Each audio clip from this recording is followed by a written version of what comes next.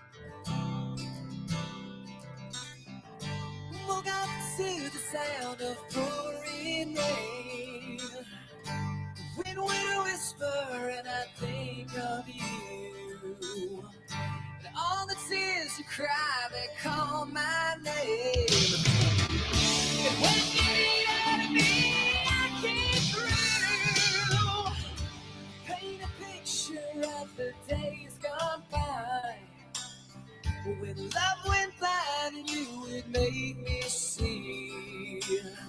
I'd stare a lifetime into your eyes, so that I knew that you were there for me. But time after time, you were there for me. Remember yesterday, walking hand in hand, and now that I see the same. I remember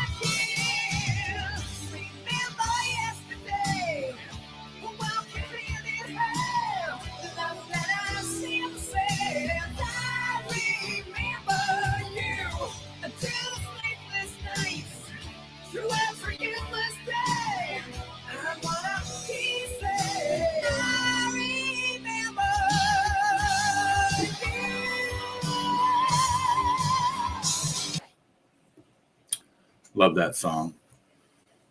Daniel Berry, hello, hello. Magooch, good morning. Hope you guys are doing good. What is today? Thursday? Thursday the 9th. All kinds of drama going on in the world right now. I think we need another song.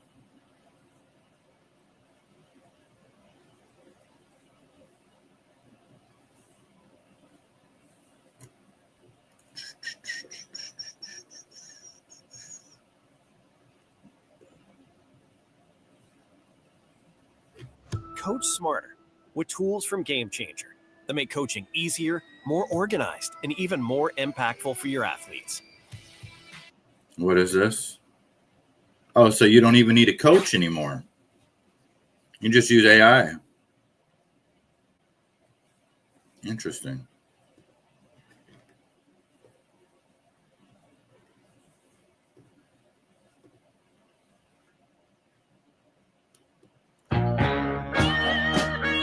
Tommy, good morning.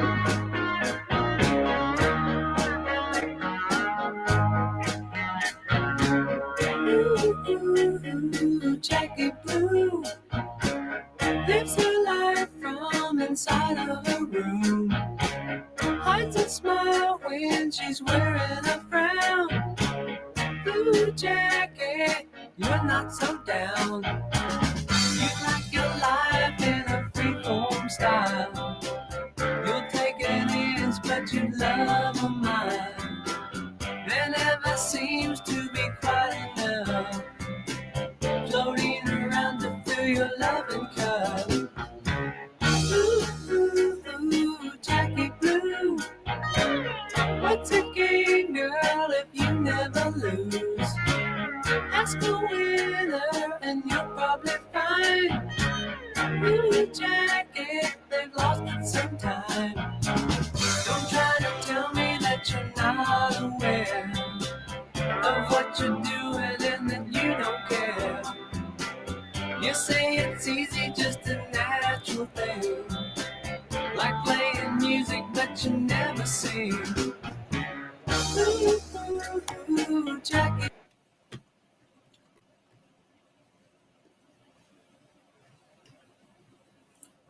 Love this one. This is Neil Young, 1971, I believe.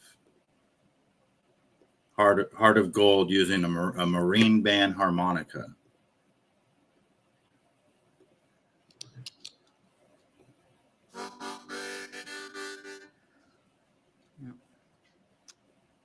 This is awesome.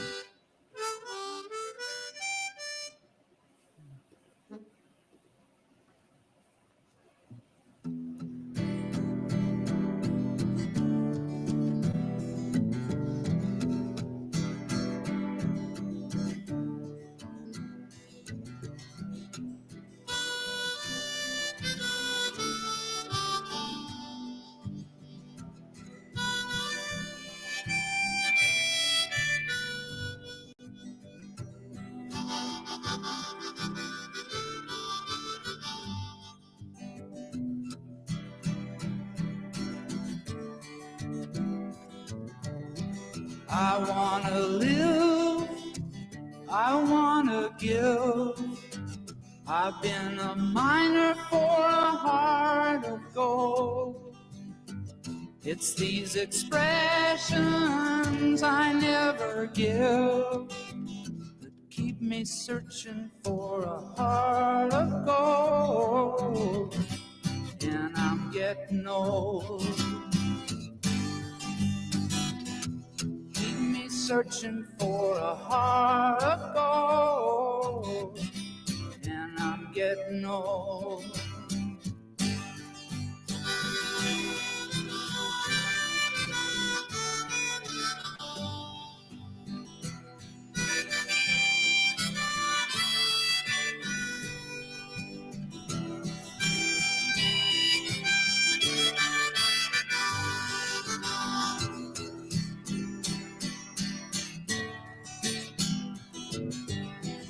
I've been to Hollywood, I've been to Redwood, I crossed the ocean for a heart of gold. I've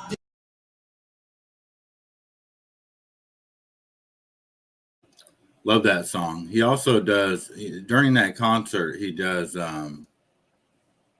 Old Man, and he talks about how he bought a ranch, and he wrote the song about the guy he bought the ranch from.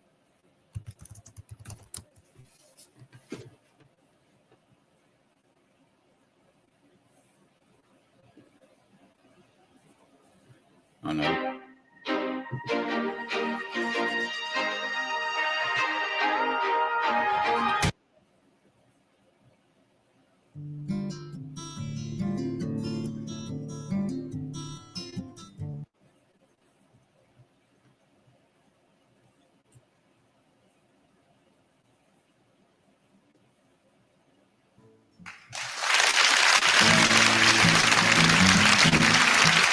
Thank you.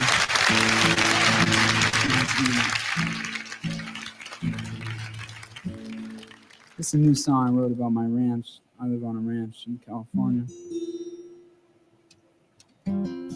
I just bought it a while ago from these two lawyers. And there was an old man living on it.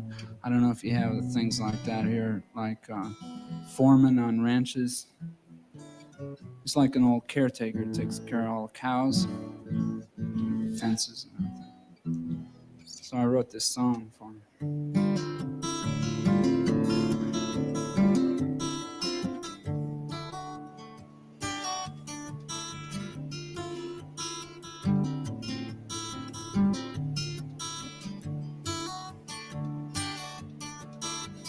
Old man, look at my life. I'm a lot like you were.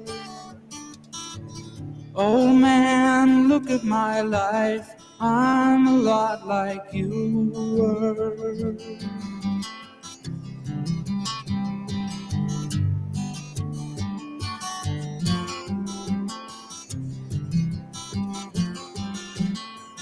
Old man, look at my life.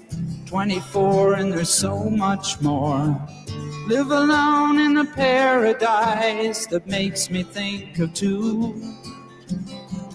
Love lost such a cost. Give me things that don't get lost, like a coin that won't get tossed, rolling home to you.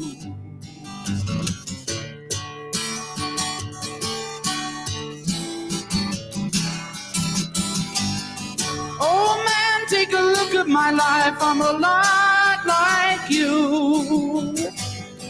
I need someone to love me the whole day through. I want look in my eyes and you can tell that's true. Amazing. He was 24 years old when he wrote those songs. Pretty amazing. Kind of turned out to be a weirdo. Never understood his haircut, but great writer. I think he has some type of acoustic amphitheater on his property where people go and you can't bring any electric instruments. It's all acoustic.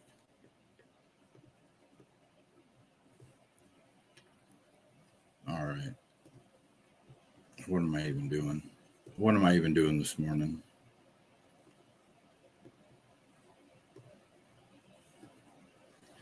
Well, what is going on?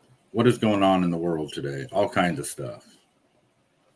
Basically, it is a war on our minds.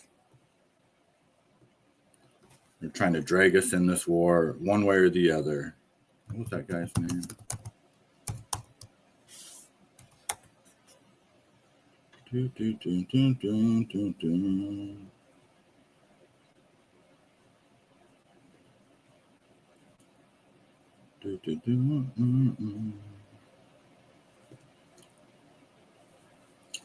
Actually, I want to listen to this Native American speaker talk about mining of the minds. It's a really good speech, 3 minutes long. It's important for what we're dealing with today.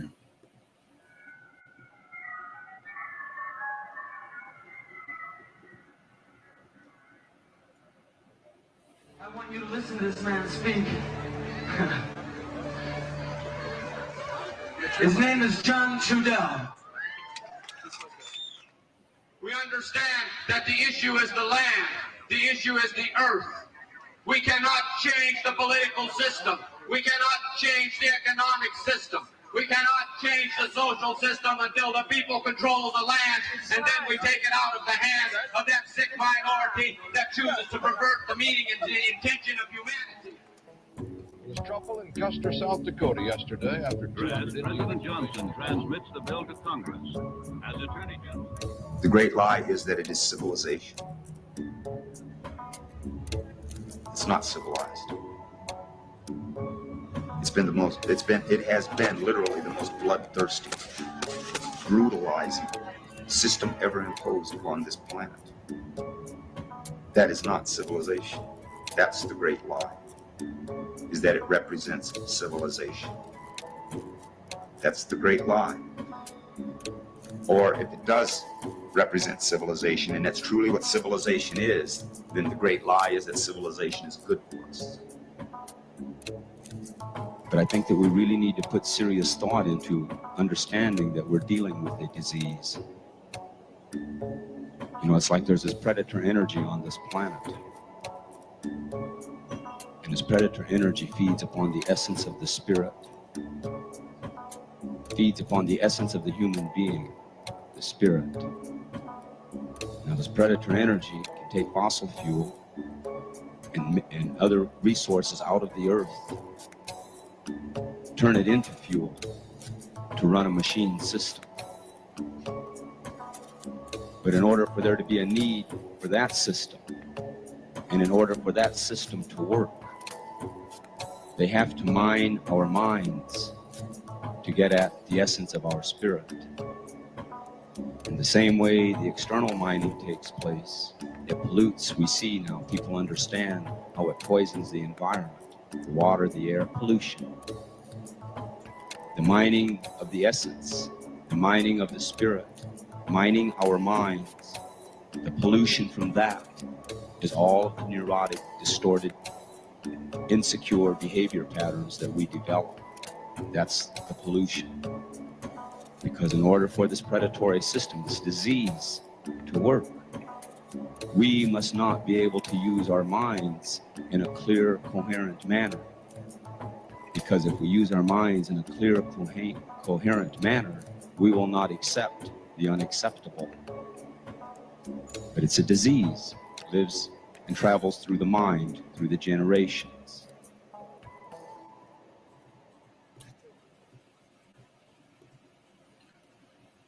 So true.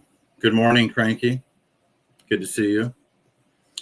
That guy's a great speaker. I hate the music behind those. I didn't want to stop it and find one without the background music, but he gives some really good speeches. And that's so true, that the predatory system can extract, the essence of the earth to have their machines, run a system. But in order for that system to have a need, they have to extract the essence of us. They have to mine our minds, poison our minds with propaganda and fear and, all these distractions.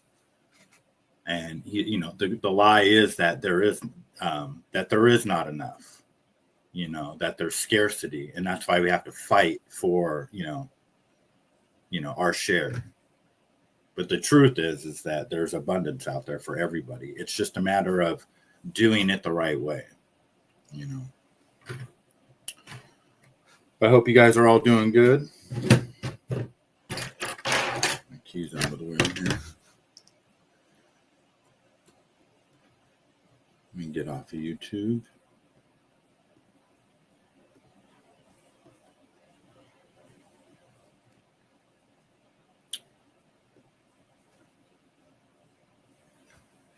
I guess we'll just jump right into whatever I bookmarked. I got some random videos. You know, I live close to Seattle. This is in Seattle. A guy with a guitar is going around hitting people with it. Don't come get it. Don't come get it. Put the guitar down. 40.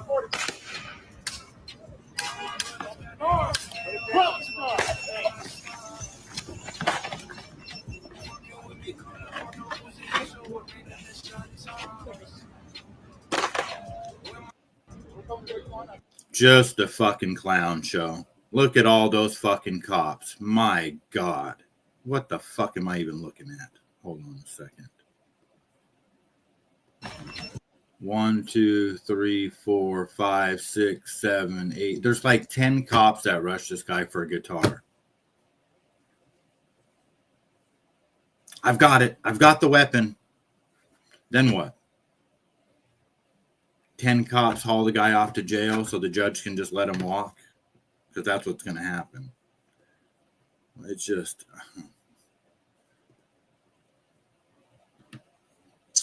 Chaz. Yep.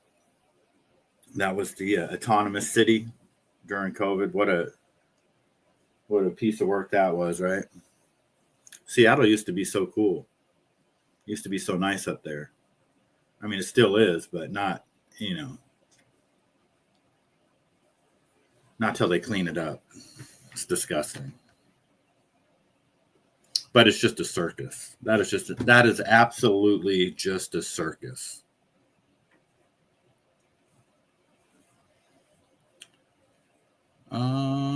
Absolute heartbreak on. So apparently Israel killed an Al Jazeera reporter.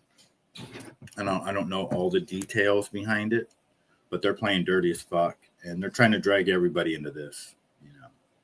So personally, I think that the world should just go to war against Israel and just kill every last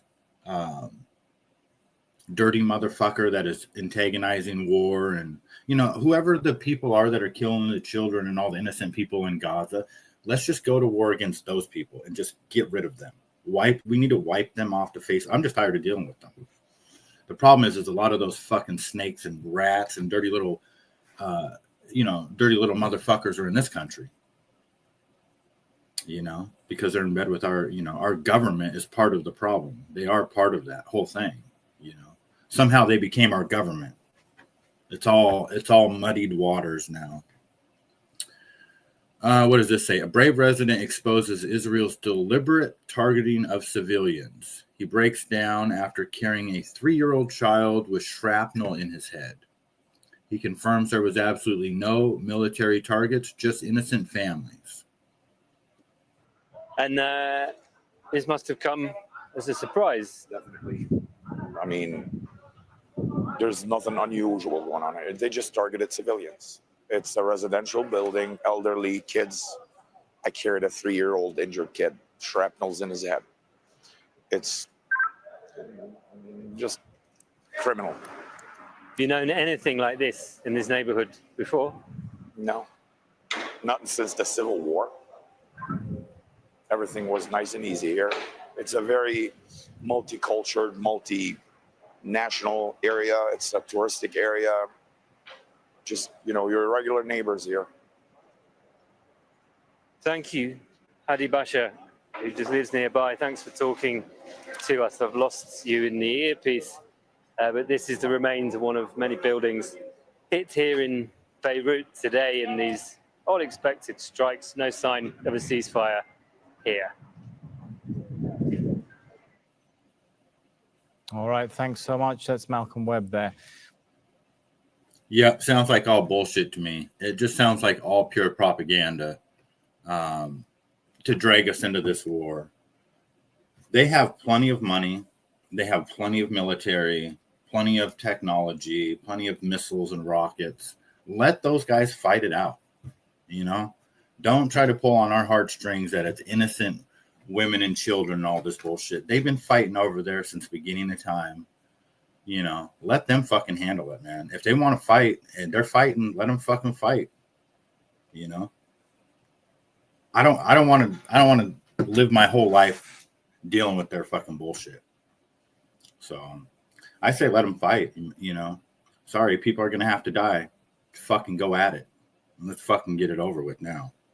You know, don't back up now. Whoever's fucking throwing missiles and shit, keep on doing it. But we're staying out of it, hopefully. You know, but I think they're going to try to trick us back into it somehow. But it's fucking chaos. They're bringing the Pope into it. Somebody threatened the Pope. The Spanish Prime Minister Pedro calls for the immediate arrest of Benjamin Netanyahu. Por supuesto que vamos a poner todos los recursos del Estado al servicio de la gente para protegerles de una guerra, la de Irán, que no avala el gobierno de España. Y le digo a la derecha y a la ultraderecha, que no pueden estar apoyando a quien incendia el mundo y luego quejarse del humo que provoca ese incendio. Que no se puede You know, it's all about Netanyahu launched the worst possible unjustified attack against Lebanon. His contempt for life and international law is intolerable. He is a criminal that must be arrested immediately. He also adds that the EU will suspend its association agreement with Israel very soon. Yep. It just looks like more propaganda to me. You know, they're trying to get everybody all worked up and give a reason to go over there and put boots on the ground. Still, you know. And where is Benjamin Netanyahu? I still think he's gone a long time ago. We don't see him at the White House anymore, you know. And Trump doesn't even mention him by name. He just says Israel. It's all very strange. Arsenio Hall was on Joe Rogan. Got a couple hot takes on him. They're talking about Epstein here. California law. Somebody should be in trouble for the Epstein files. Somebody. At least one person, please. Yes. It's crazy that we're sitting around looking at that. It's crazy. And we know it and we say it, but ain't a motherfucking thing we can do about it. Right. It's like right now, there's some talk about journalists getting in trouble for leaking information about the downed pilot and that they want to prosecute these journalists. At the same time, no one's being prosecuted for the Epstein files. Yeah. That's nuts. That's a sick society. California law. Somebody should be in trouble for the Epstein files. Somebody. At least one person, please. Yes. It's crazy that we're sitting around looking at that. Good God. No wonder Arsenio Hall is wearing some type of sunglasses. What the fuck is he on, man? Look at those eyes. Yikes. Imagine seeing those pop out of the closet at the Diddy party. Holy fucking shit. That's what a skeleton, you know, when you see a skeleton with eyeballs, that's what it looks like. We're sitting around looking at that. God damn. It's crazy. Holy fucking shit. No, I would like to see that without glasses on. Holy shit. Yep. Joe Rogan's wondering about why no one's being arrested for the Epstein files, but yet he's lying about the whole Charlie Kirk thing. So, you know, he said that it's so obvious that he was on his own show with Charlie Sheen when they found out about Charlie Kirk being shot. But then he's like telling Theo Vaughn, no, I know I was in the mountains. I was in the mountains of Utah hunting elk because I had to turn my Starlink on because my phone was blowing up. Everybody was talking about. Then he tries to change his story. He says, oh, that's right. I don't take enough creatine, you know, and that's why I forgot, you know. So what happened was I was working out the night before. Man, please stop it already. Okay.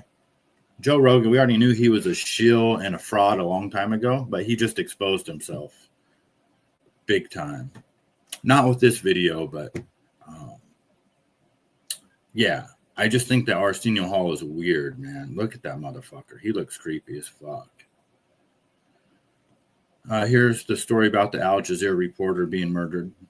I just want to bring you some news that we're just getting in about one of our correspondents from Al Jazeera and Mubasha, Mohammed Awasha, is said to have been killed in Gaza in an Israeli strike on his car. That's as much as we know. And at the moment, we will try and get more information on that. We can see some of the initial pictures apparently showing the impact of that attack on your screens now. I just want to bring you some news that we're just... What was that guy doing at the end there?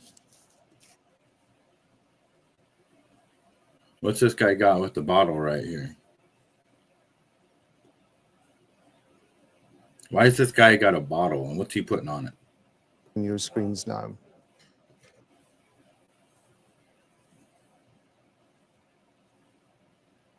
You know what I mean? This is why I say that half this, I mean, the world is just a stage. What the fuck is he doing? Is he adding fuel to the fire? Literally, this guy? He's definitely not putting water on it. You know? I think they're just trying to drag us into this war. You have Starlink, you love it? Nice. Is it expensive?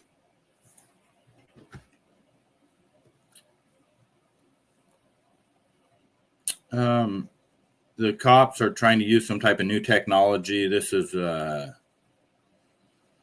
think what this thing does is you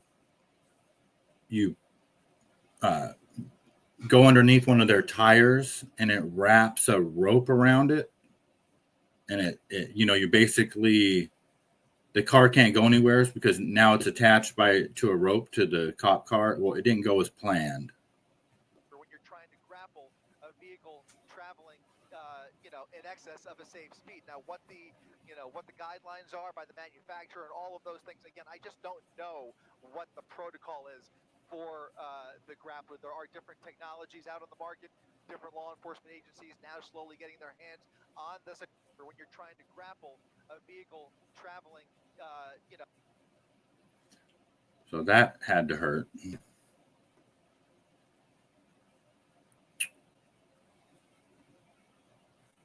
Looks like it to me. Right on. Starlink. Yeah, I wouldn't mind trying that. Trump put out a tweet. I don't know if this was this morning or last night, whenever. All U.S. ships, aircraft, and military personnel with additional ammunition, weaponry, and anything else that is appropriate and necessary for the lethal prosecution. I'm going to fucking... why am I even reading this?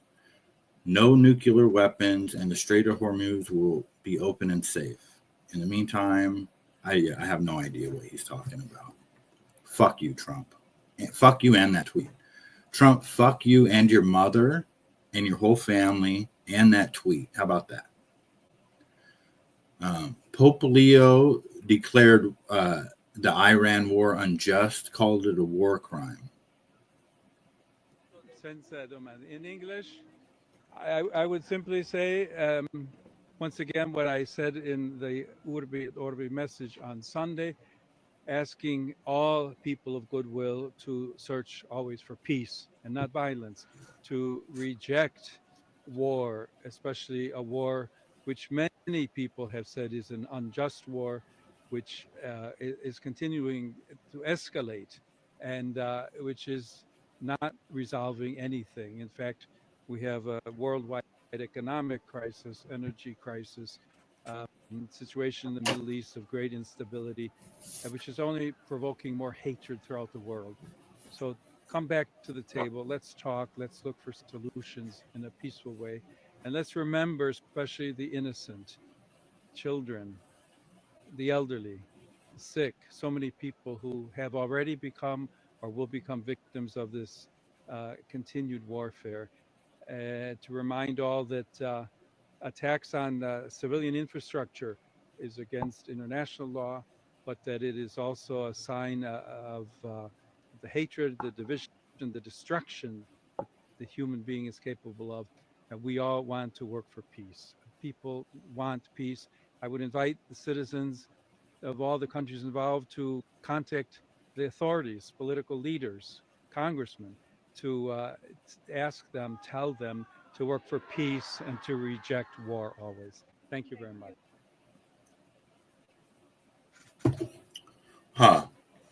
Well, he made sure that he said energy crisis, you know, which is why I think he's just a propagandist himself, you know, because I look for the common denominators, and, you know, across the board, they're talking about, even Bill Gates, we need to triple the amount of energy that this country can produce over the next so many years for the AI data centers and all that.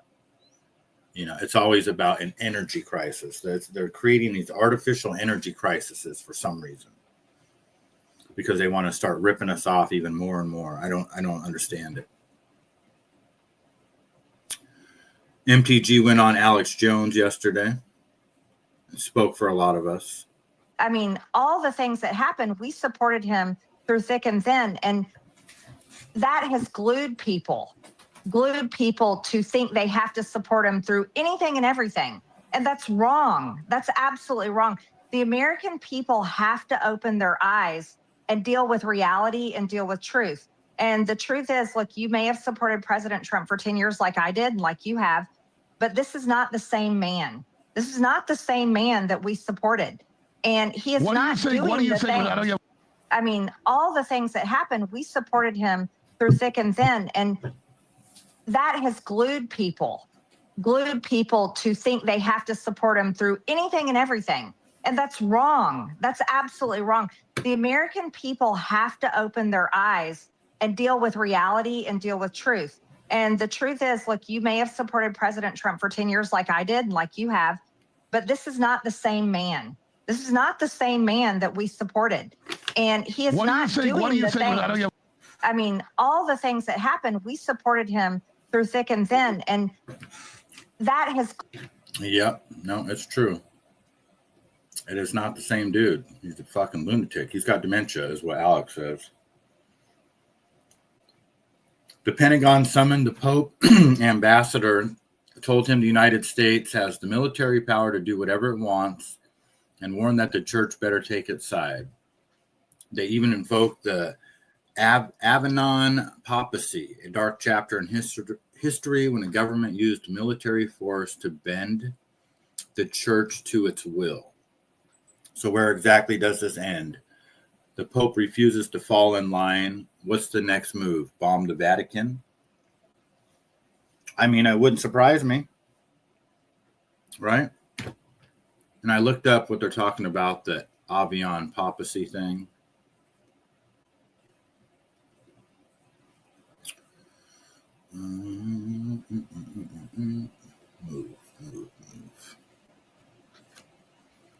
It was a period between 1309 and 1376, during which 7 successive popes resided in Avignon, at the time within the kingdom of Arles, part of the Holy Roman Empire, now part of France.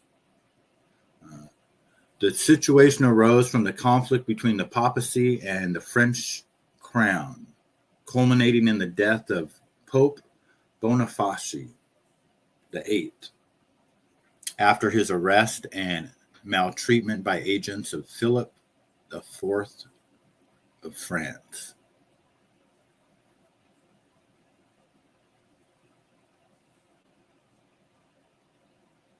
You know, something's going to happen.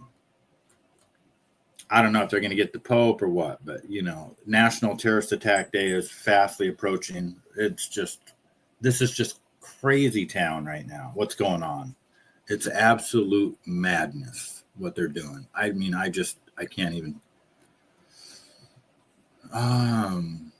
Stu Peters always has some good takes. I'm going to fast forward to 13 minutes and then we'll listen to him for a second.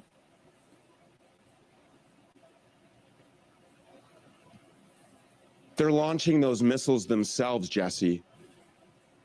They don't want this to end. So now they're under an Iranian attack, and a bunch of Tel Aviv homos are hiding out in their gay orgy bomb shelters as Fox News field reporters risk their lives on the ground to bring us live footage of the Jews' latest victimhood stunt. And here's another indication that Israel is behind these missile strikes on their own territory, trying to bring an end to the ceasefire before it can even begin. Immediately, and I mean immediately after this ceasefire was announced, Israeli propagandists, networks like Fox, people like Mark Levin, took to the airways to scream and shout about all of the reasons why this ceasefire will never work and why the only option America truly has here is to just finish the job for the sake of, above all else, finish the job for Israel. People of Iran. What are we going to just leave them there? There's nothing that we can do and we're going to wash our hands over that? That to me is morally very difficult to accept. And then what about the proxies, Hezbollah? I was reading these statements. Hezbollah has killed more Americans than Iran directly. Hezbollah is Iran. Hezbollah is firing missiles into Israel by the hundreds still.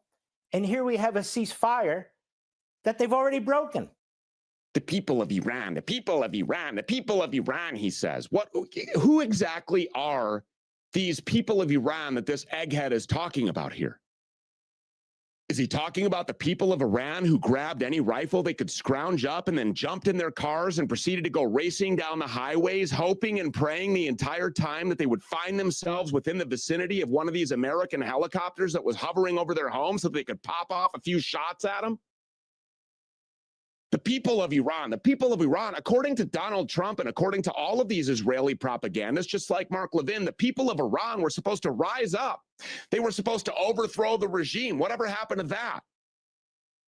Well, they didn't do it because they aren't interested in selling their country out. And as for the resolve of the Iranian people, it really, truly is impossible to overstate just how fearlessly they rose to the occasion here and stood for their country, stood for thousands of years of Persian history and Persian independence. Because they weren't just grabbing up rifles and shooting at helicopters, they were out in the streets as missiles and bombs slammed into the surrounding buildings, pledging their allegiance to their country in massive demonstration.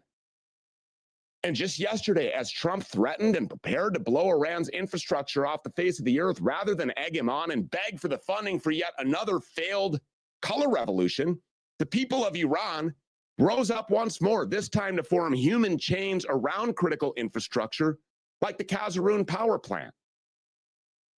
The people of Iran, every single one of those people of Iran, whether man, woman, or child, were standing ready to give their life in defense of their country.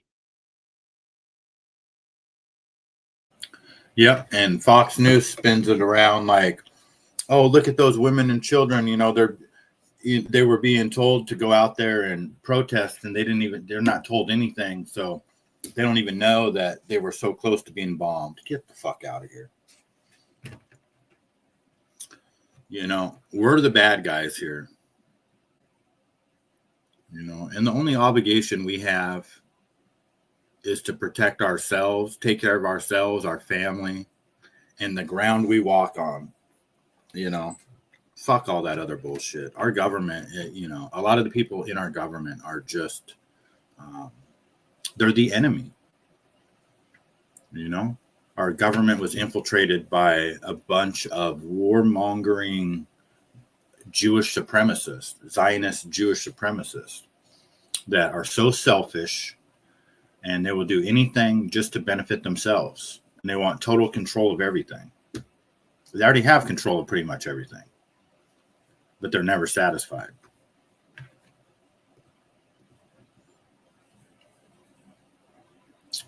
All right. Let's listen to Joe Rogan try to explain why he lied to everybody about the Charlie Kirk thing. Hey, I got to clear something up. Mm-hmm. Speaking of this has nothing to do with you, but I did a podcast last week with Theo Vaughn, and in it, there was like a video on the internet that's accusing me of lying about something. And what I said was that I was in the mountains of Utah when the Charlie Kirk thing was going down. What had actually happened was I was here doing a podcast with Charlie Sheen when the Charlie Kirk thing went down, when he died. We stopped and took a piss break, right? And that's when we found out about it, right? And then when I was in the mountains of Utah, that's when the Jimmy Kimmel thing was happening. When Jimmy Kimmel was getting in trouble, and I was getting all these messages, but I didn't have any service out there, so I had to hook up the Starlink in order to find out what was happening. Yeah. When I did the podcast the other day, it seemed like I was saying that I was in the mountains when Charlie Kirk got shot. I probably was saying that. I was exhausted when I did that show last week. I did a show on Tuesday night at the club, and I have this thing that I do, unfortunately, where I come home and it's the only time that I get alone time is when everyone's asleep. And I stayed up way too late. I stayed up super late. Then I had to take my kid to school in the morning, and I was like, I'll just power through. The problem when I do that, when I get no sleep, is my memory is dog shit. Like, I have a really good memory and a terrible memory. It's really good a lot of the times, and then sometimes, especially when I'm tired, it's fucking terrible. It's like from doing thousands of podcasts, my memory is like a room that's filled with boxes and files, and I don't know where the fuck everything is. See, as you were talking, the first thing, everything goes to sports for me. Some of our greatest home run hitters, they strike out a lot because they're swinging all the motherfucking time, trying to get it to McCovey Cove or something. Of course. And I think that's how we are. Well, not we. You, especially right now, you're doing this constantly. You're talking to lots of people, saying lots of things.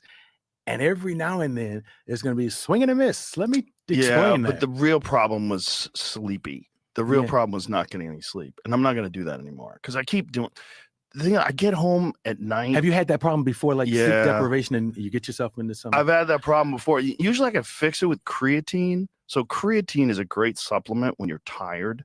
It really, there's been studies that show that creatine supplementation, especially like 10 to 20 grams, it actually alleviates all of the problems that happen with sleep deprivation in terms of cognitive function. But I just was doing some blood work. So when I knew that I was going to do my blood work, I didn't take any creatine for a month because because I'd read something about creatine possibly being bad for your kidneys. So I wanted to get a baseline, do it, and then do it again when I supplement. So I had this like strategy. But the point is, like, creatine, my brain was foggy. And so for the people that like heard that and like, what is wrong with you?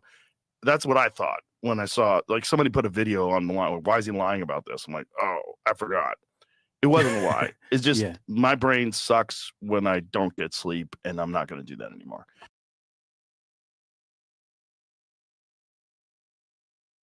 Adam, good morning. Good to see you. See, the problem, and Joe Rogan's a lying piece of shit. The problem with this story there is, he's such a fucking idiot that he doesn't, dude, we've been listening to you off and on for what, 20 years now, probably, give or take. You think that you're going to be able to fool your audience about your memory with some bullshit story about, the night before? Like we said, how many, he does these long form podcasts, hours at a time, multiple times a week for decades. And then he expects us to fucking believe that fucking bullshit. Like, he's lying. And why is that important? Who gives a fuck if he's lying? It's important because it's part of the whole timeline and narrative to the Charlie Kirk investigation. How many people knew about this stuff? So what it really boils down to then, this is what I think.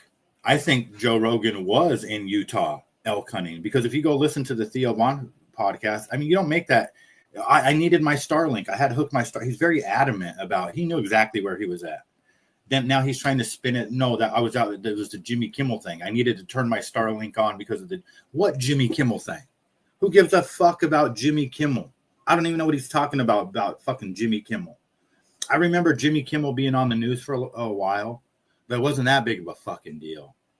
Not like this. So that means that the whole Charlie Sheen and Joe Rogan episode, when they're pretending to find out live on air about the Charlie Kirk shooting. So, you know, they didn't want, and why is that? Why would they do that? Well, if you go back and listen to what Charlie Sheen says, you know, they supposedly, him and Joe Rogan supposedly find out live on air. But now that we know that he was lying about being in the mountains, that no, he was really in the mountains shooting elk when Charlie Kirk was shot. Then later they filmed an episode, him and Charlie Sheen. And if you listen to it, it's obvious that they already know the story, that it's a trans lover that shot Charlie Kirk. Even though they just find out allegedly right there live on air. Charlie Sheen goes, oh, killed because of, you know, by somebody with a difference of opinion. You know, they already know the story. It's obvious now. They can't, when you're going to lie to people on the internet, you have to be perfect. That's what Arsenio Hall is making reference to. You have to be perfect. You know, he says even the greatest home run hitters, you know, get it wrong once in a while. Well, that's not the right analogy to use, because if you're telling the truth, it's not about getting it right or wrong. You know, it's not about getting it right. You know, you're going to miss once in a while. That doesn't happen. The truth is the truth. You know what I mean? So he gets paid $2 million a podcast. Yeah, he gets paid a lot of money. And he's a paid off shill. That's how dumb and in the dark America is. You know, the normal person such as myself. Like, there's just a whole society of people out there that are in on this shit, and I'm not one of them. I don't know if you know, if you're in on it, Adam, or, you know, anybody else, but I didn't know any of. I did not even know that this whole part of our country existed. You know, a bunch of lying, cheating, you know, storytellers out there. It's crazy. I mean, and that's truly what I believe. I believe that Joe Rogan was in the mountains when Charlie Kirk was shot. And then him and Charlie Sheen did a podcast pretending to find out live that Charlie Kirk was killed. That's what I think.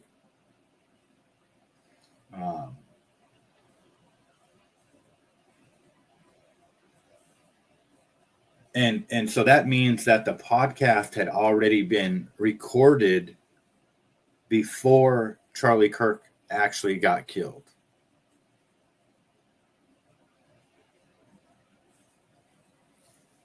And that's crazy to think about. But I believe that because they're all there's so many people in on it. So that is, I'm not saying that's 100% a fact, but in my opinion, I believe that Joe Rogan and Charlie Sheen pre-recorded that podcast before we found out that Charlie Kirk got murked.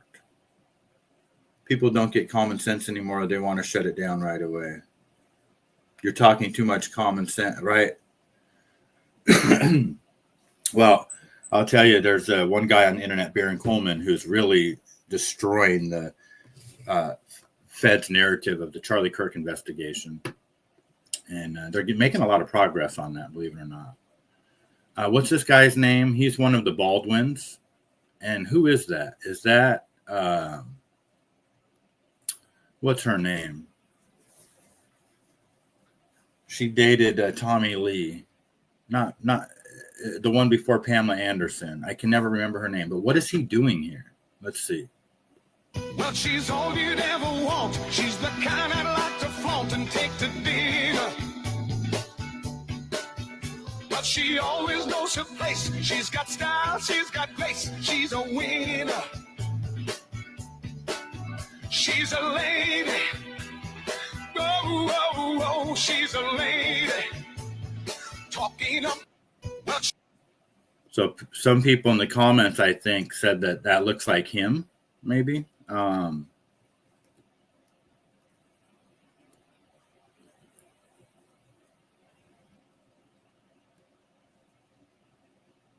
Yeah, I don't know.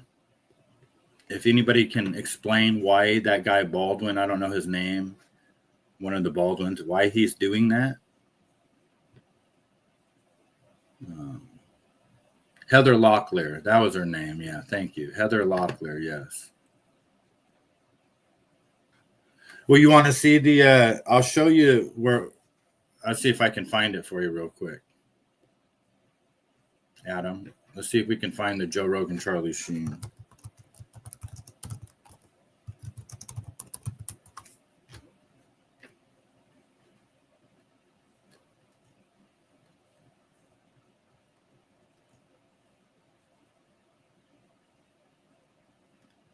Well, this is where he said that he was in Utah. September in Utah, actually not that hot. It sounds hot. Yeah, I don't think it was. Because this was happening while I was out elk hunting. What town did it happen in? I don't know.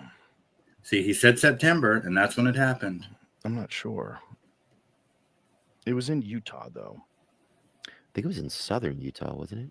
Yeah, but Utah's, Utah's a Valley. mountain. It's a mountain town. I Yeah, mean, my brother lives in Utah. I like Utah. like I said, I was in Utah at the time. Oh, of you this were? happening. Yeah, I was hunting in the mountains. Well, that's interesting. Yeah. I don't know nothing. I started getting all these text messages from people wanting me to comment on things. I was like, what are you talking about? I literally didn't know what was going on. But then I had to use the Starlink to get online. Oh, wow. I got a Starlink. It's like I like literally, Starlink. it's like the size of a fucking iPad. And you lay it on the ground, you get high-speed internet. It's incredible. That's cool shit. Yeah. But that's how I had to like research it. Find out what the fuck people are talking about. But so this just happened. We just found out that. Okay, so now here, and now this is the part, this is with Charlie Sheen. This is him pretending to find out live. Because he just told us he was in the mountains when that happened. He needed a Starlink and all that, right? Now here's him with Charlie Sheen. That Charlie Kirk got shot.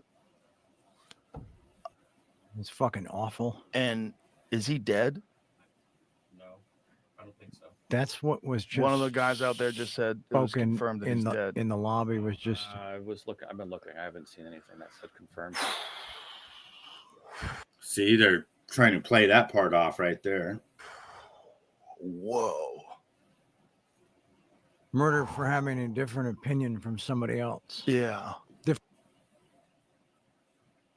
So they don't know if he's dead yet, but then he just says murdered for having a difference of opinion from somebody else.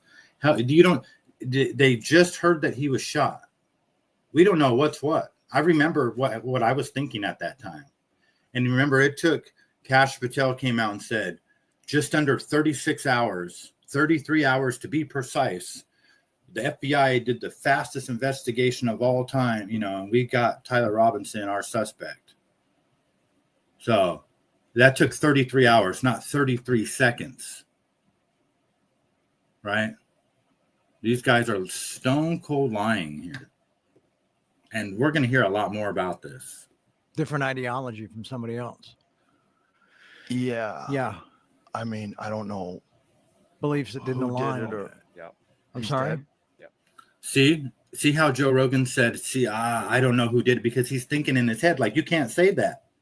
But Charlie Sheen is his brain, he might as well be, he's got the brain of like a 130-year-old man from all the drugs he did. He can barely form a sentence anymore. And all the cum he took up the butt, he admitted he's fucks guys. So he's just such a fucking weirdo. He'd be the perfect guy to lie about this shit. They did a horrible job here. This is totally going to get exposed. Rest in peace. We're in Fuck. Fox News. Jesus. 27 years old, maybe? 30? Do they even have a suspect? I don't know. Well, that's why I'm literally trying to track it all on Twitter, and it's all fuck. September in Utah, actually not that hot. So there you have it. It is a scam, Adam, and he is stone cold busted there. He is stone cold busted. It's incredible. So the world really is a scam. These guys pre-recorded this. The Charlie Kirk had already been killed. That's obvious because they already have all the information. And Charlie Sheen is such a drug addict degenerate. He can't even hold it. He can't even hold it together. You know, that's how stupid these people are. That's how literally arrogant and stupid they have all become, including Joe Rogan. I mean, he fucked up here. Exposed. We'll move on to the next story. What a fucking shithead. Is Charlie Kirk even dead? He's probably high-fiving these guys somewhere. Here they're talking about the exploding microphone and how the AES building blew up and killed everybody inside of it. That's where they made the exploding microphones. Dun, dun, dun. Exactly. Okay, this is a dude named Mike France. It wasn't James Lee reporting Mike it. Franco, This excuse me. is the same stuff I've seen Says October 10, 2025, exactly 1 month after Kirk's death, a catastrophic explosion destroyed Building 602 at the Accurate Energetic Systems facility in McEwen, Tennessee. The blast, estimated to involve 23,000 pounds of explosives, killed 16 employees, injured several others, and registered as a 1.6 magnitude seismic event. Yo! The U.S. Chemical Safety Board confirmed the site produced cast boosters and miniaturized shaped charges for military and industrial use. Conspiracy theorists allege that AES was the manufacturer of the miniature shaped charge used in Charlie Kirk's assassination. They point to a $425,000 Department of Defense contract awarded to AES in May of 2025 for extra small anti-personnel demolition charges, possibly used in covert operations. The timing of the explosion, just weeks after Charlie Kirk's death, has fueled speculation that it was a deliberate cover-up to destroy evidence and eliminate the personnel with knowledge of the technology. So there's the pager attacks, the Lebanon pager attacks. Here's my problem with that explanation, and I'm not saying that I'm right and they're wrong. Yeah, it's just a My theory. problem is I don't see that thing exploding. Yeah. So that microphone, I don't see it exploding. I don't see fire coming out of it. If you have a gun and the gun goes off 6 inches from someone's neck like that, you're going to see a charge out of That's the a gun. great point. And if it's a small device without a barrel, something has to propel that energy, and that's an explosion. And if it explodes, you're going to see it explode, unless they've developed some sort of way of hiding that. Yeah. Hello. Of course they have. Hello, Donna. Good morning. Good morning. You're working out, so I'll be listening right on. Hope you're doing well. Yeah, so, you know, Joe Rogan is one of those people that do I have it on here? I think I do. I have a interesting video about the intellectual dark web and how it funnels up to Joe Rogan's the grand master of the people that make it. And then from there, he'll give the blessing in order to send them off into the podcast world. It's an interesting story. I don't know if I bookmarked that one or not. Joe Rogan's one of those people that'll bring you a lot of facts, but, you know, he's been paid off. Those Spotify contracts, $100 million contracts, he is bought and paid for. So he's stone cold busted, this guy.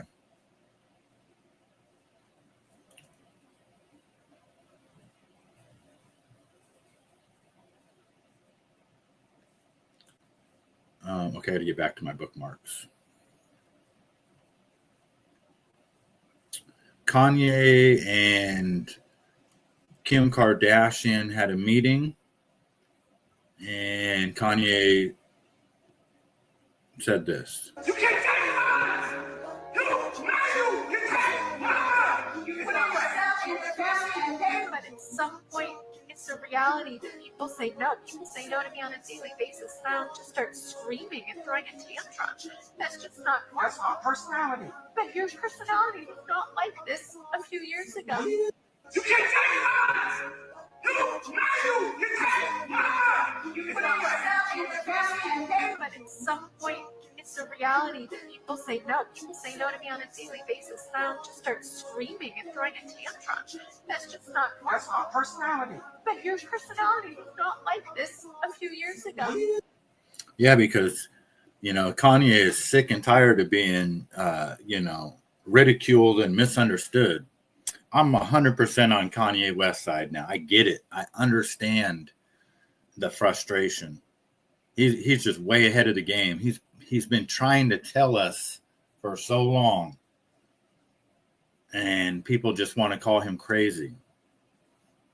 And so I get it, and I understand why he ran from that devilish woman right there. My God, who would want to be anywhere near her?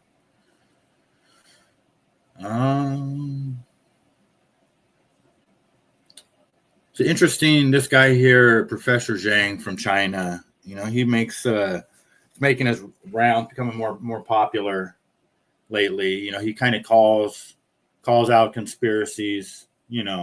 Calls the government out on these conspiracies. But I don't know if you guys know who Jordan Peterson is, but he talks about how Jordan Peterson kind of sold out.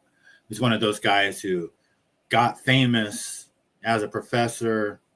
He could connect with the students, but then, monetized his show. And once you monetize, we all know the story. So I don't really need to play it. I don't think. Maybe I'll play a little bit of it. With the professor conversation coming up from Mehdi Hassan, I think a lot of people are making the comparison between you and Jordan Peterson. I'm not sure if he's still on Daily Wire. Have you compared yourself, your careers to him? And what lessons can we learn? Because his reputation is not the same as it once was. He was very popular during the woke push from Larry Fink, as he's now admitted. But nowadays, he has a mental health problem, which, you did admit that it was getting difficult for you in March. How could we learn from Jordan Peterson's career? I think that Jordan Peterson is a brilliant teacher, right? If you just go back and watch his UFT lectures, he had a way of engaging his students. He had a way of showing himself that made him very charismatic, that made him an exemplar role model for young people.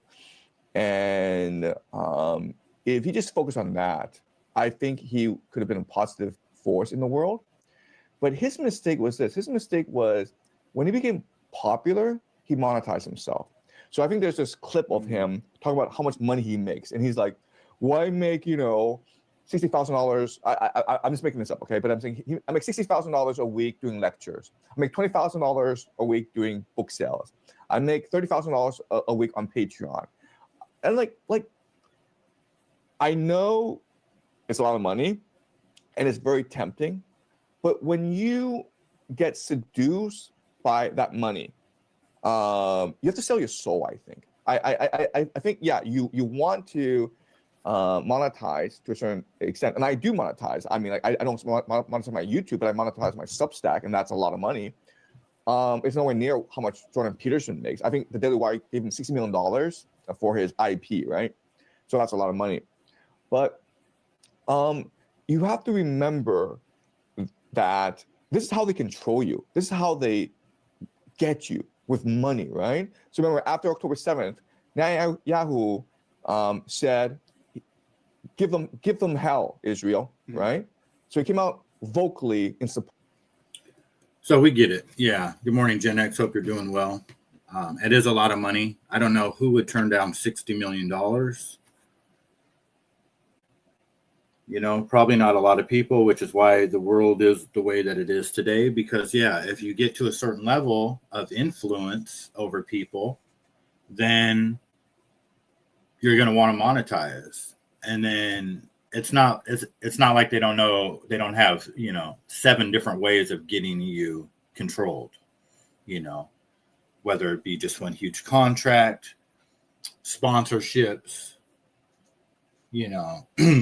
or even, the rules of YouTube itself for monetization. They can, narrow what you're allowed to say, what you are and are not. And then, we have a lot of people that tell the truth that they have a decision to make. They either live their life, on the fringe, and they monetize how they can to still be able to tell the truth with a little off-brand stuff and donations and merch and stuff like that. Or you have to sell out like Joe Rogan. And it just is what it is. But, it's criminal the way they lie to us. We'll move on, though. This one is fucking fascinating, man. The who would have thought that the Mormons were worth $350 billion? They're on their way to $1 trillion. They're involved in everything from weapons manufacturing to banking and everything else under the sun. Oh, these are the people that killed Charlie Kirk. You know? Did you guys know that? Did you guys know they had that much money? That's amazing. So some of these churches have become very rich, it sounds like. Very. Yeah. The Mormon Church, they're sitting at like 350 billion in net assets, billion with a B. They're the second largest private landowner in the U.S. now. They'll hit $1 trillion in market assets if they keep the market profits in the next 15 years. Why? What's the point of any church having that much money?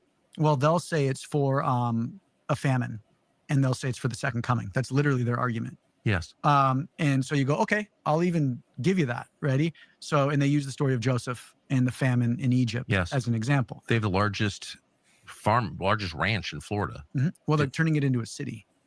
Deseret? Yeah. They want to build a, I can't remember, 133,000 acre city. Yeah, they're working on that right now. Interesting. Mm-hmm. But so what they say is they point to Joseph. Well, Joseph only stockpiled for 7 years. Right. The Mormon Church has stockpiled indefinitely. So they've reached something that the Widows Might report calls escape velocity.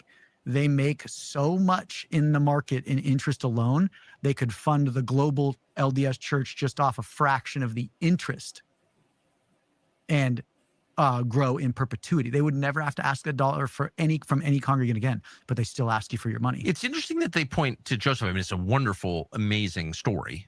I mean, it's a huge chunk of Genesis, right? Yeah. And a great, great story. But it's kind of the opposite of the way Jesus commanded his own disciples. He sends them out with nothing. Correct. With no preparation whatsoever, no food, no arms, no extra sandals, no extra clothes. He doesn't even send them with talking points. He doesn't tell them what to say. Well, and can I ask you, why do you think he sent them out with nothing? So they would rely on God. He says, when you're hauled into court, don't think about what you're going to say. The Holy Spirit will speak for you. Just open your mouth and start talking. Amen. And so they would rely on the generosity of others. Yes, and of God. Yeah. Like, put yourself out there, and God comes to the rescue. Display weakness, and God will become your strength. So he's like telling very explicitly people not to prepare for that eventuality. I mean, all of us disobey it. I certainly do. But I hope I'm not sounding self-righteous, but like, that's not the message of the Gospels that I can tell. I agree. So what have we built? We've built corporations labeled with Jesus on them. We've built products labeled with Jesus. We've built energy drinks labeled with Jesus. We're selling Jesus, and man, does he talk about selling his name and his Father's name. He does. Yeah. Explain. Well, there's a story, and it's right before they want to kill him. He walks into the temple and he starts flipping tables over, and he has this whip, and he's whipping people, like whipping people. And he goes, "You've turned my Father's house into a robber's den." And the place of worship where you're supposed to worship Jehovah, my Father, you've turned this house into a robber's den. You're making money in my Father's name. And what are we doing? We've turned the entire religious structure in America, Christian structure, into a money-making endeavor. Even well-intentioned denominations, they have to accept money to keep the machine moving. It's an interesting interview. I'm going to move on because I'm kind of running low on time. But, they go on to talk about the bios, weapons, and all that stuff they're involved in. Baron Coleman is just busted wide open. They have a new plane and the timeline on it. And listen to this. I thought that's a little bit of a coincidence, but people have tried to explain it away. I don't think they can explain it away after we're going to show you what we're about to show you. Because what happens next is incredible. What happens next is absolutely incredible. There is a planned trip. The day Tyler Robinson turns himself in, there's a planned trip One of these planes. This is not Axle 10. This is Axle 21. It's a different tail number, a different plane, but the exact same program.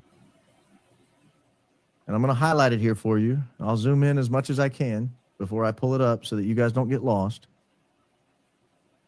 This is the day Tyler Robinson turns himself in to the Washington County Sheriffs. There's a planned trip from one of these very highly sensitive, fancy planes. This is September 11th, 2025. It leaves Ontario, California at 6:59 p.m. It lands in El Paso, Texas at 10:15 p.m. So it's in the air a little over 2 hours. I guess you lose an hour going that way. And we had looked at every single plane that had flown in and out of St. George in and around the time Tyler Robinson was turning himself in. Because we wanted to know, was anybody else on the ground? And this plane did not show up on the local landing scheme because it wasn't supposed to be in St. George, Utah. I'll show you the track of the plane, and then I'll show you some telemetry of the plane. Here is the track of that flight. It leaves Ontario, California here on the left, where the little yellow plane is, and it's headed this way, and it's going to land over here. So you would think, what's the shortest distance between two lines? Between 2 points. It's a line. So you would think it would fly this way, right? It would go from here over to here, but it doesn't. It goes up here. And we zoom in and we say, what's up here? We can't tell. There's no labels on this map. This is tail number N2100L. It's the same type of plane. It's I don't know if you guys follow Baron Coleman, but I'm telling you, they have the wrong. This guy single-handedly has already made it to where they can't even prosecute Tyler Robinson anymore. Baron Coleman destroyed their fucking narrative already. I mean, just this guy is as smart as they fucking come, and he's got timelines and they're tracking all the planes where they not only have they completely pretty much exonerated Tyler Robinson from doing that. He's implicated Pete Hegseth in this, proven Erica Kirk this. It's wild. Pray for Baron Coleman, but they got to protect this guy because he's probably enemy number one with Candace Owens to the deep state. Gonna move on.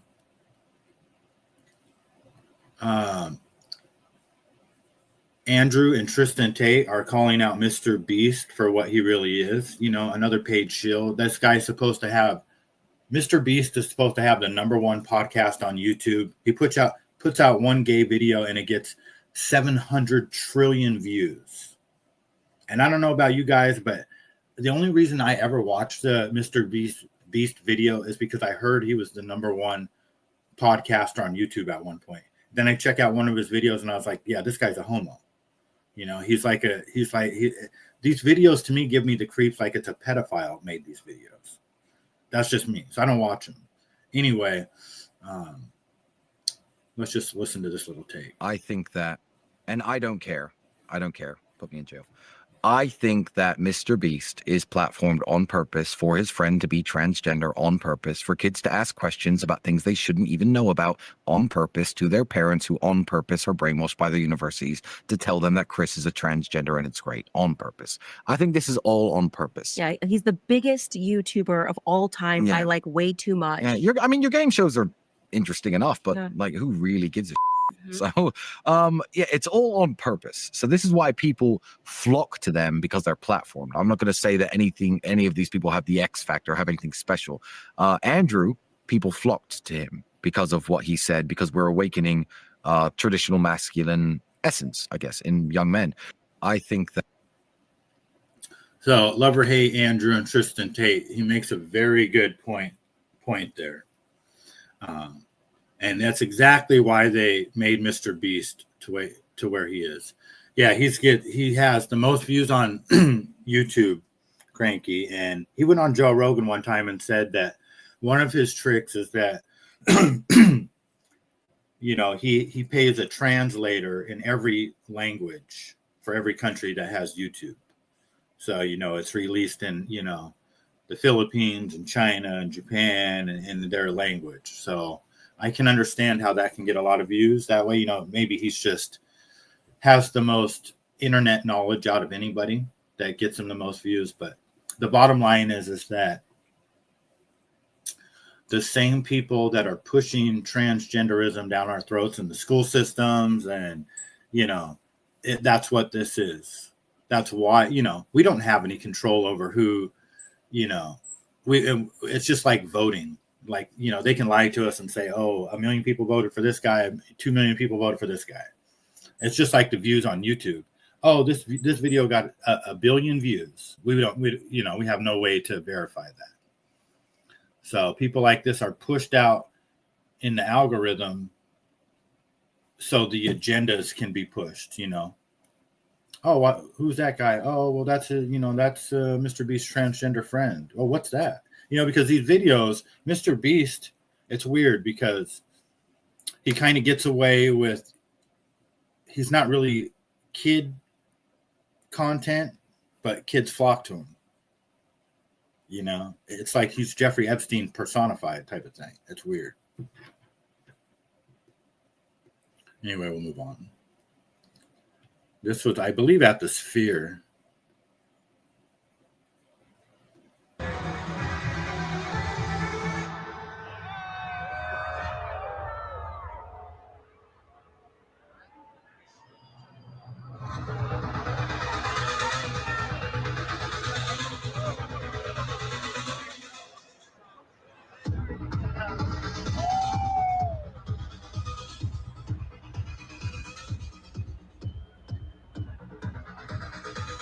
Imagine looking up at the sky, the night sky, and seeing something like that. It wouldn't surprise me if we didn't see something like that in our lifetime. This was a great interaction right here. Dan Bilzerian is running for Congress against a fat Jew traitor. And these two clowns have a problem with it. The TMZ guys. These are the guys whose staff was laughing when they announced Charlie Kirk was killed in the background. I don't know if you remember that. These are the guys that always seem to get called first when a movie star dies. You called your opponent this fat Jew. So he's not from Israel, but you called a guy in Florida this fat Jew. How is that not anti-Semitic? Well, he's a Jewish supremacist, and he puts Israel before America, and I think that he should be tried for treason. This fat Jew is anti-Semitic. Yes. Dan. I mean, that's what you say, but how about every single time that's what I know. I don't say it. I know he literally talks about how Muslims are lower than dogs. So is that Islamophobic? Hold on, Yes. Benby. Yes, it is, and that wouldn't be. That's not appropriate for him to say either. If he had said that, but he does all the time, and he tweets that, and he's a senator. Are you anti-Semitic? No, I'm not anti-Semitic. I think that that's kind of a made-up term. I think the Palestinians are the real Semites. Term? Yes, because if you look at what a Semite was is, Hitler anti-Semitic? What's that? Was Hitler anti-Semitic? Like I said, it's the term is focused solely on Jews, but actual Semites are the Arabs, and Palestinians are Semites as well, and they actually have more DNA lineage to that region than any of the Eastern European Ashkenazi Jews that have taken it from them. So, I kind of have issue with that term and how it's been hijacked to only talk about Jews. So, if you want to call it anti-Jewish, then you can call it anti-Jewish. Well, I'm not going to call this anti-Jewish. When you say that this fat Jew. You could take another race and you could use another epithet, but you're anti-Semitic then. I'm not. I You have are. Jewish. I have Jewish friends. Oh, some of your best friends are paint all Jewish? Jews with one brush, but he paints all Muslims with one brush, and it's accepted. And for some reason in this country, it is okay to just blast Muslims, bash them. You look at what Bill Maher said about Muslims. I mean, it's this double standard, and I don't like the double standard. And I look at him as a Jewish supremacist. He believes that Jews are better than other people, and he puts Israel before America. And so I have huge problem with that. So if you've got a black friend that you don't like, do you use the N-word on him? No, I don't. Then what's the difference when you use the word fat Jew for a Jew you don't like? Well, is Jew the same as because that is not that's not, one is a slur, right? And one is describing a religion. So you can't compare the two. Really? There's a way. How can you compare those two? There's a way you say it, Dan, that the intent is the same. It's not the same at all. So one is a slur, one is a racial slur that I don't use, and the other one is describing an ethnicity. You just used it. Well, are we adults? Can we talk about a word? Sure. Was a word so offensive that that it just you can't say it? We have to. Yep, and I support Dan Brazilian running for Congress. I'd vote for that guy.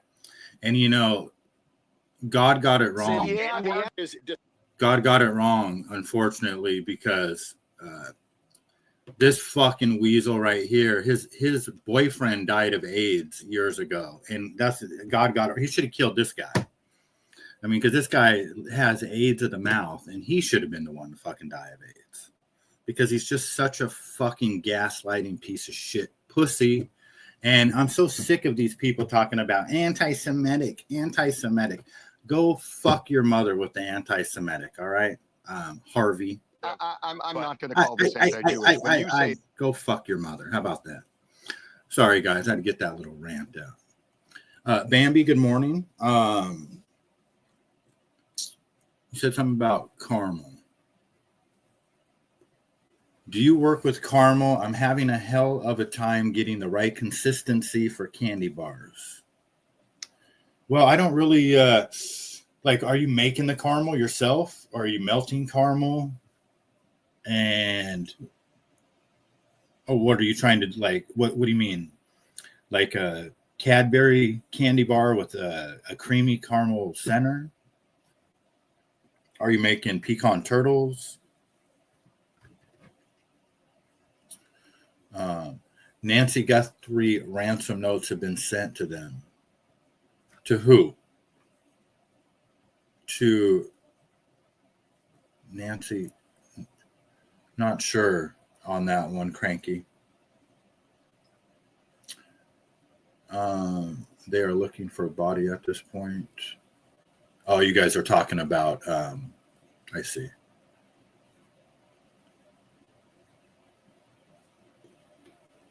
Go back to sleep soon. Yeah, Harvey Lean is offended because he's a Jew. He is. He's a fucking no good, dirty Jew. And not that Jewish people are bad. He's a Jewish Zionist, and he's a shill, and he's a gaslighter, and he steers the narrative towards the advantage of the people that are stepping on our throats and charging us $6 a gallon for gas. So fuck him, fuck his mother, fuck his sister, fuck his whole fucking family. So, sorry. To put inside candy bars. I tried making it, then I melted some down. So is the caramel too hard? What's your issue? Because you can add if it's too hard, if you want to make it a little bit more creamy, you can actually add cream to it. You can add coconut oil. That might kind of leak out of the bar a little bit, though.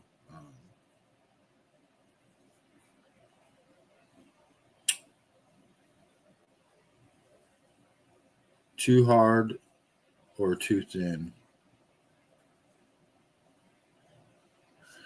Yeah, I don't know. I don't mess with caramel. The only caramel that I use is for my pecan turtles. I'm trying to think if I use it for anything else. My caramel apples, I use it, dulce leche caramel. I don't like working with caramel, to tell you the truth. But as far as putting it in the candy bars, I don't know. I'm thinking that you can add cream to it to thin it out. I don't know. You have to give me some time on that one. When I make it, it's too thin. When I buy caramel and melt it, too hard.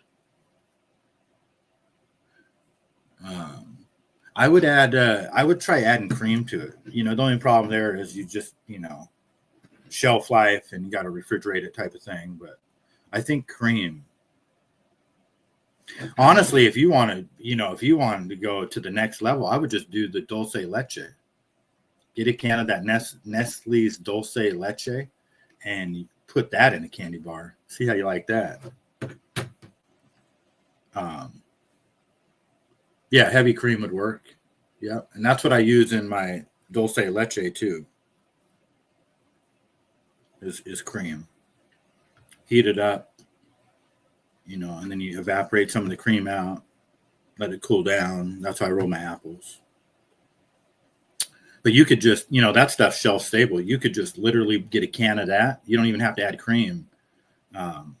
Put it in a piping bag, stick it in the microwave for like 15 seconds, and just squirt it straight into your candy bar, into your little squares or however you're going to do it. Stick it in the freezer. So, you know, it's just has a little bit of firmness to it, and then throw some chocolate over the top of it. Actually, it would be pretty damn good. Like that. I would even throw like some Maldon sea salt in there with the caramel. I ended up having to dip it in chocolate. Huh. Way too soft. Google says simmer it longer if it's too thin to make the caramel harder. If you make it from scratch and it's too thin, just simmer longer to evaporate more moisture or reduce the cream to sugar ratio. Yep. There you go. Could get my buddy Rich too. He makes candy for a living. He works with caramel and all that. He works at the Almond Roca factory, Brown and Haley. They use I don't know what does he call it? There's sugar, and then there's like inverted sugar or something. They got German engineers down there with their machines. Pretty high tech. But yeah, let's see here. The Ketamine Queen, you know, Matthew Perry died of a ketamine overdose, I guess it was. And 42-year-old J.V. Sangha sentenced to 15 years in prison in connection with his death. That's Matthew's parents right there.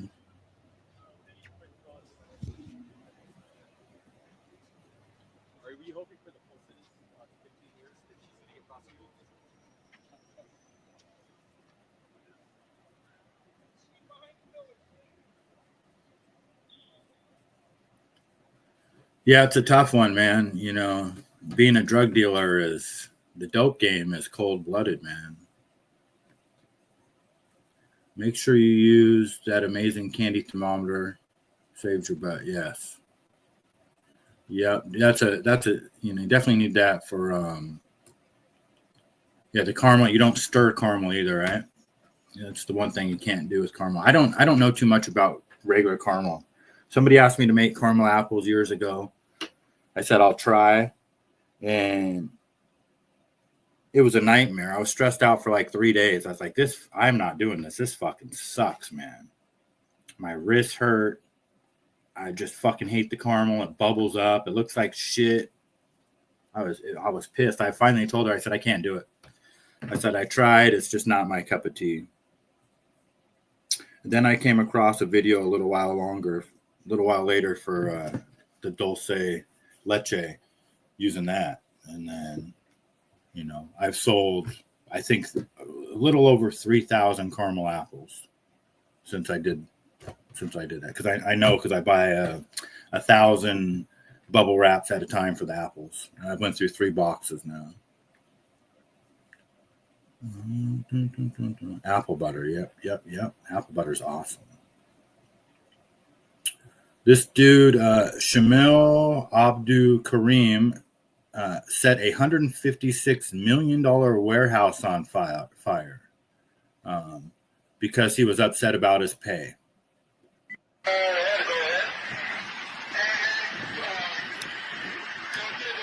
And he filmed himself doing it.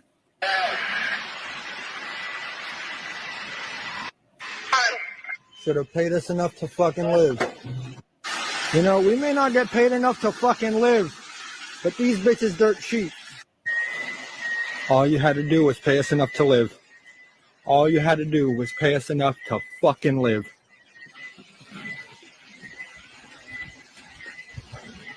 All you had to do was pay us enough to live.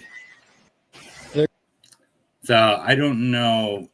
I mean, my first thoughts are that cannot be real. Although I did hear about the about that fire on the news. I seen actually like a news report about it.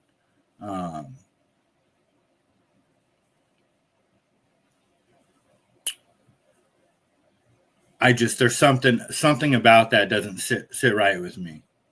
You know, are they trying to provoke people into getting pissed off or what? I don't know. And maybe it is a real story. That dude is probably looking at the rest of his life in prison for that, I would imagine. I mean, what do you think the penalty for something like that? It's got to be a long time. Disaster at the press conference. A reporter asks, why are we still bombing if there's a ceasefire? Trevor. The latest news out of Iran is that the air defenses have been activated in several cities, including Isfahan, and that explosions have been heard in Isfahan. Who is bombing Iran right now?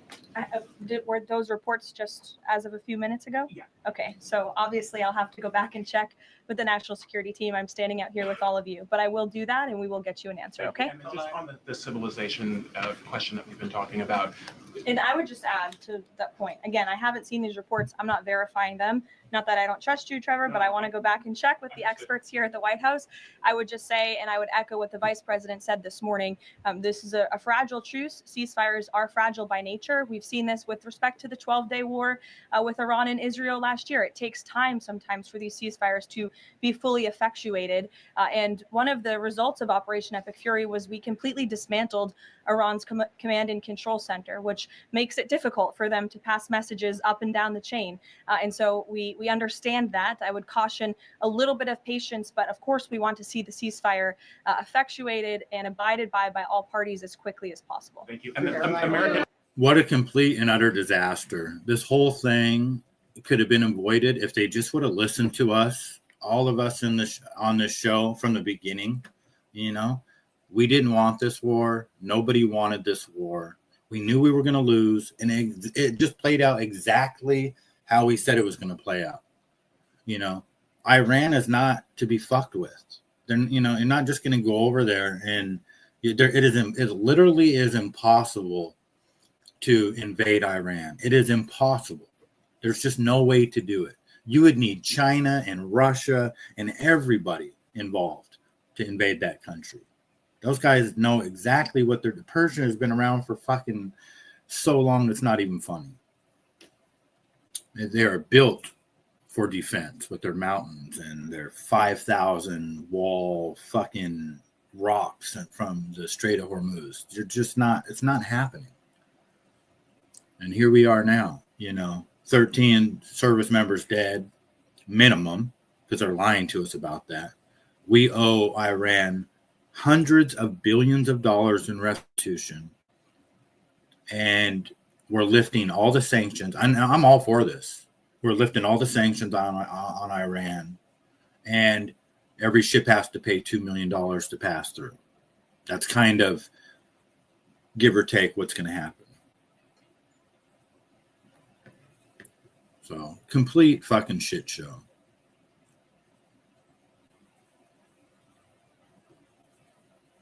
Andrew Tate and his brother kind of expose Mr. Beast and Does anyone want to see proof that the Matrix is real? Let me prove it to you.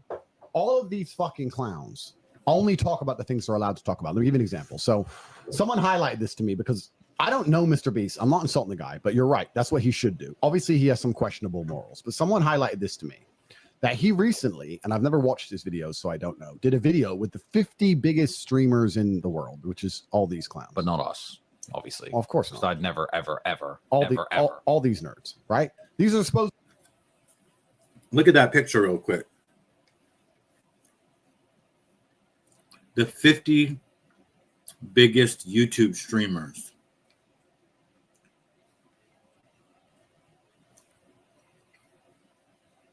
That's them. They all look like they have a common denominator.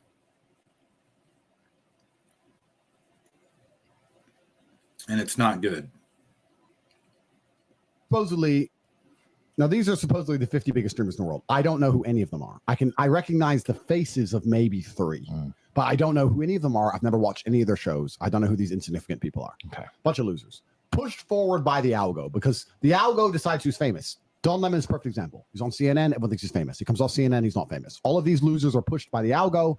They can be removed from the algo anytime. Nobody will miss them. They're not interesting. They have no real world experience. They can't make a brand on their own. They can't tell you anything that's funny. They're not us. They can't survive a Matrix attack. They can't survive jail. They can't survive anything. They're a bunch of fucking dorks. Nobody cares.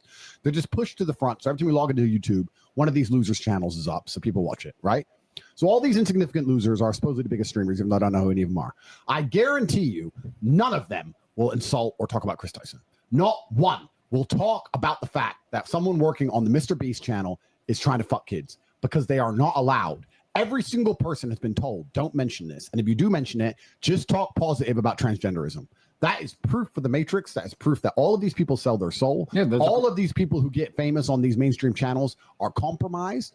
All of them have skeletons in their closet. All of them are afraid. None of them are good people. None of them are honest. None of them tell the truth.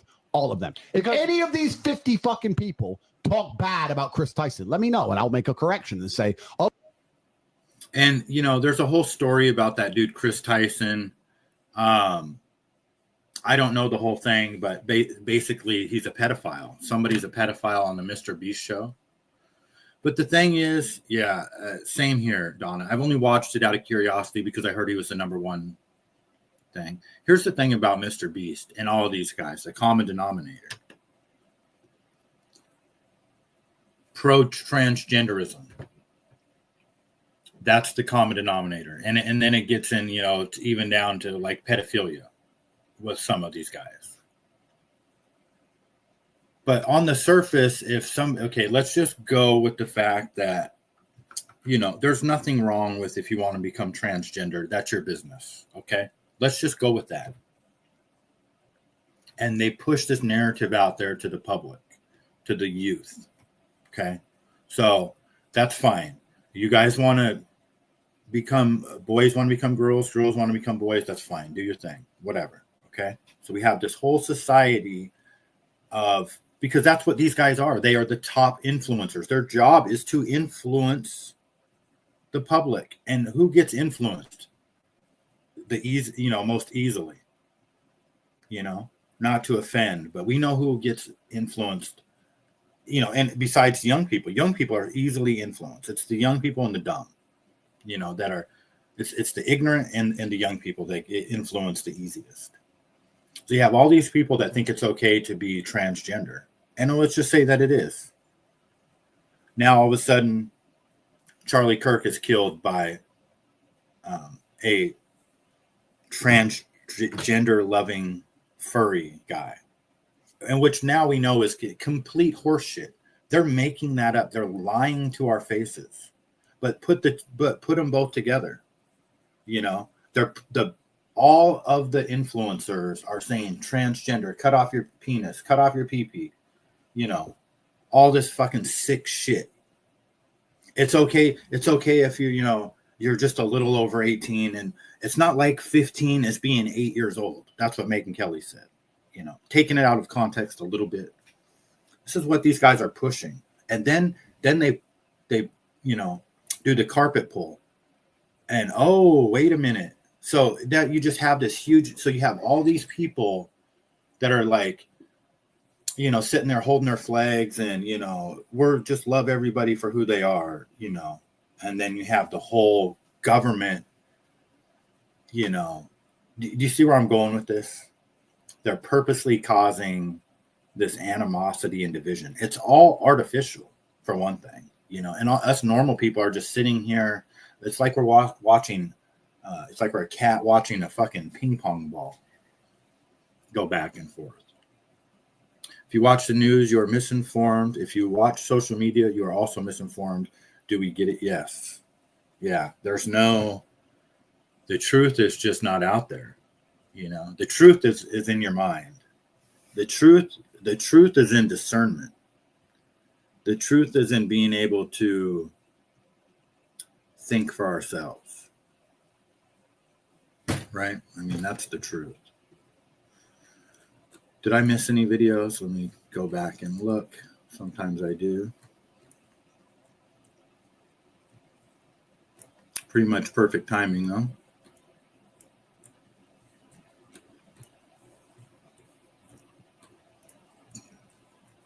The Pope.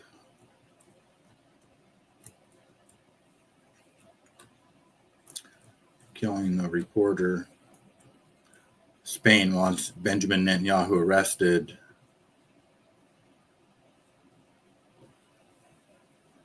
Let me see what the latest and greatest post says.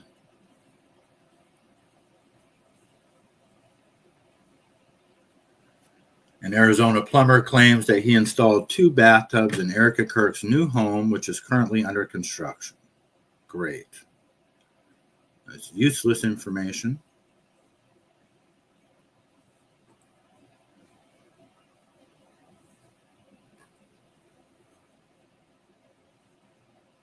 Yep, I think that's going to be it for today, guys. I'm going to head to the store.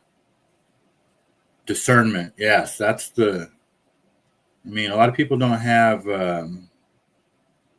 discernment, right? It's a gift. It's something that really can't be taught. But Tommy will be on in 10 minutes. I am going to head to the store and get some strawberries and some creamer for my coffee and some laundry soap. You guys want my whole list? Lemon juice, strawberries, creamer, eggs, milk, laundry soap, some fruit for my lemonade, and ice. That's what I'm going to shop for at 3:50 a.m. Life of a vendor. All right, guys. Mustang Mike, hello, hello. Good to see you. Heading over to Tommy's. All right. I will see you over there. I'm sure Tommy's in a meeting right now. No, he's probably already live. Probably just got out of a meeting. He's probably got out of a meeting and he's got 2 meetings lined up after his show.